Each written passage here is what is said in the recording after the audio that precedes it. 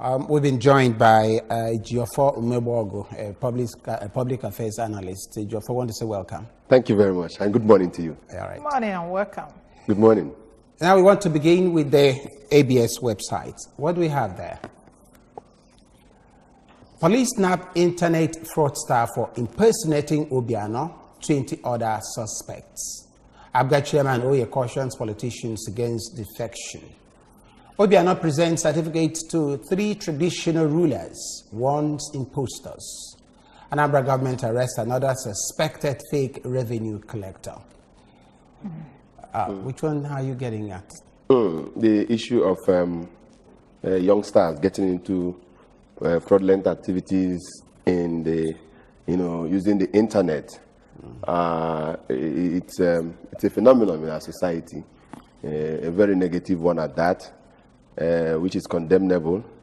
There are a lot of legitimate businesses one can do on the internet, on the cyberspace, than other than impersonating and engaging in fraudulent or criminal activities, criminal-like businesses on the internet. Okay. The other time in Anambra State, we had this wonderful program packaged by Engineer Fayanago, who is the senior specialist. Telling them how they can make teaching youth on how to make good money through the internet using our cyberspace. Okay, she's talking on impostors. The governor gave certificates to traditional rulers and one about individuals who are imposing themselves as traditional rulers. Yes, we all know that in Anambra State there are some communities having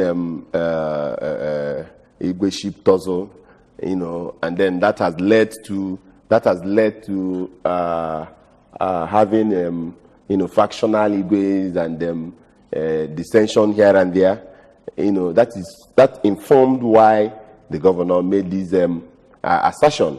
Quite a lot of people are parading themselves as traditional rulers when they are not recognized by government. And they're invariably fighting maybe the incumbent or the main tradition. Yes. It will always be like that. There will always be disputes, in leadership at all levels. Okay. But the settlement mechanism is what to advocate that communities should try to utilize the available means of dispute settlement, within our traditional setting, so that it doesn't escalate into full-blown dispute and crisis in our communities. So the warning came at the right time. Yes, definitely. Okay, let's go to Sun newspaper, Daily Sun.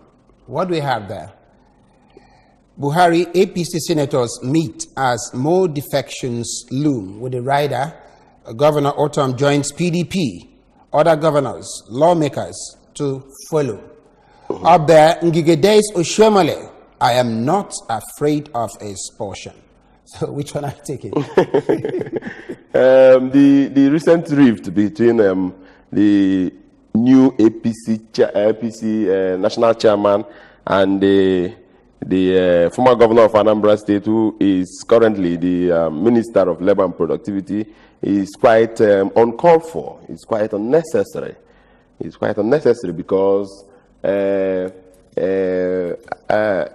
if the president appointed a minister to help him carry out certain functions, it behoves on the president to direct the minister on what to do. I'm yet to see, where it is acceptable that a party chairman will begin to order ministers around. Okay, but this morning from the network news, we heard that Ngige has replied and said that he ought not to speak that way. That after all, he has constituted about 2 board members in his ministry, remaining one, and that one was just because there's fraudulent activities that he was trying to address. Yes, in that case, agency. Possibly that's why he said he's not afraid. So that simply means that the APC chairman was not properly. Yes, he goofed. Okay. He goofed. All right. Okay. Let's go ahead to another one. Daily Times. Around Daily Times, we have Tambawa Ahmed set to defect as Alton dumps APC for PDP. With the rider there, Buhari missed APC senators' defection, beginning of APC end. coming from ADC. That is the big issue now. The big issue in our polity today. Defection. Let's talk about it. Yes. Section 64 of the 1999 Constitution gives the legislators the right to defect, to cross carpet, to shift grounds, especially based on certain conditions as stipulated in that section of the Constitution. So it is their legal right. But the masses are getting worried. This defection, move from the other party to APC, from APC back to PDP, and the rest of them. It is like I said, it is legally right. It is not wrong at all. And but I am worried. You don't see this as a game of interest? Yes, that is why what I'm coming to. I am worried that these defections are not based on issues, on programs or policies of government, like you see it in other places, in other saner climes, in other civilized societies. They are based on selfish interests and mere politics. Yes. Let me tell you an example. Let me give you an example. Defections like this or parliamentarian shifting grounds have been witnessed in the UK during the heated debate on Brexit. There was cross carpeting and shifting of grounds by parliamentarians, which led to the exit of the former British Prime Minister, that now saw the coming in of Theresa May. Yes. But it was based on policy. It was based on policy. It was based on political ideology. And on ideology. Okay, now, what to find out? In this defection, we know that the Constitution said there are certain conditions you need to meet as somebody who has been elected under a party platform before you could be able to cross carpet. Otherwise, it's illegal. Yes. Do you think these guys have made the conditions? Okay, let's take this together. Let's take it together. Punch newspaper. Let's see what is there. We take one there. On top of that place is of robberies. Again, Saraki writes, IG denies link with suspects. What do you say about that? Those are part of the politics, taken too far.